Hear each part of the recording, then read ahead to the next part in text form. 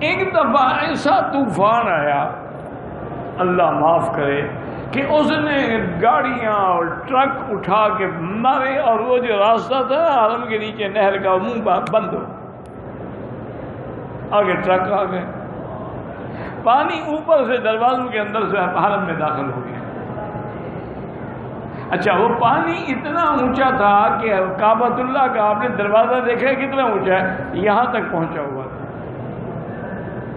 اور پرانا حرم جو تھا اس کے پنکھوں کے قریب پہنچا ہوا تھا۔ میں بھی اس سال یہیں تھا اتفاق سے، میں نے وہ دیکھا ہے اپنی آنکھوں سے۔ اور یہ بھی اللہ کی شان دیکھیے کہ اتنا سیلاب ہے، اتنا طوفان ہے، لیکن عاشق طواف کر رہے ہیں،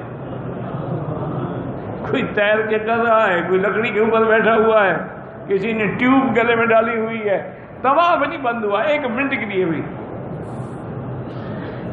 مجھے آج بھی یاد ہے کہ مجھے والد صاحب نے فرمایا کہ میں تو بوڑھا آدمی ہوں، اس طوفان میں نہیں جا سکتا، لیکن تم کسی نہ کسی طرح حرم شریف پہنچ کے پتہ کرو مولانا حبیب اللہ صاحب کا، وہ اللہ کا بندہ طواف میں ہوگا اور کہیں ڈوب نہ جائے۔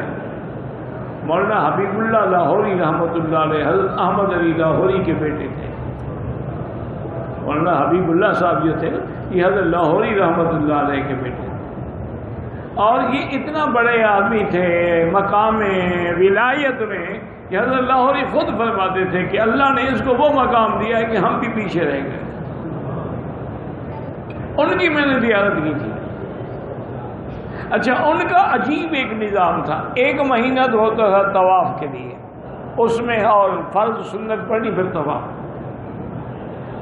1 مہینہ ہوتا تھا نفل پڑھنے کے لیے، طواف نہیں کرنے، نفل پڑھتے رہے، 1 مہینہ ہوتا تھا قرآن کی تلاوت کے لیے، یعنی ٹائم تقسیم کیے ہوئے تھے۔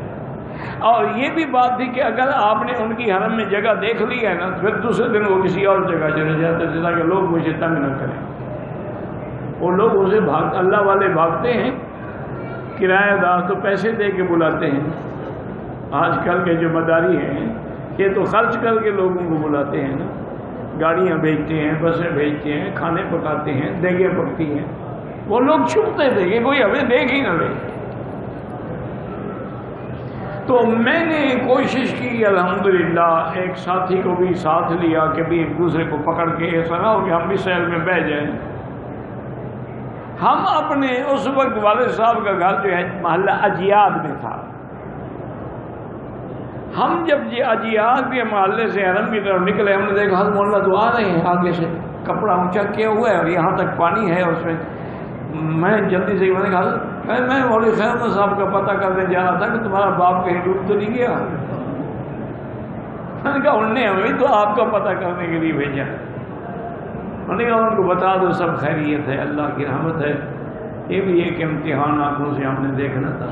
یہ اللہ حکومت سعودیہ کو جزائے خیر دے کہ انہوں نے پوری دنیا سے بڑے بڑے آرکیٹیکٹ جو تھے نا، یہ بڑے بڑے انٹرنیشنل ماہر، ان کو بلایا کہ بھی ان سیل کو کعبہ شریف سے کیسے روکا جائے۔ اور وہ اتنی تیز ہوتی ہے نا، یہ آپ کے جو لوڈڈ ٹرک ہیں یہ بھی بہہ جاتے ہیں۔ آپ نے اپنے ملک میں دیکھا ہوگا توسے کے قریب نئے آتی ہے، وہ دنیا کی کوئی طاقت بھی روک سکتی ہے اس کو۔ پہلے اسی لیے مدینہ منورہ جانے کے لیے بھی 2 مہینے لگتے تھے، راستے میں پانی آ جاتا تھا، حاجی بیٹھے رہتے تھے، پانی اترے تو حاجی گزرے۔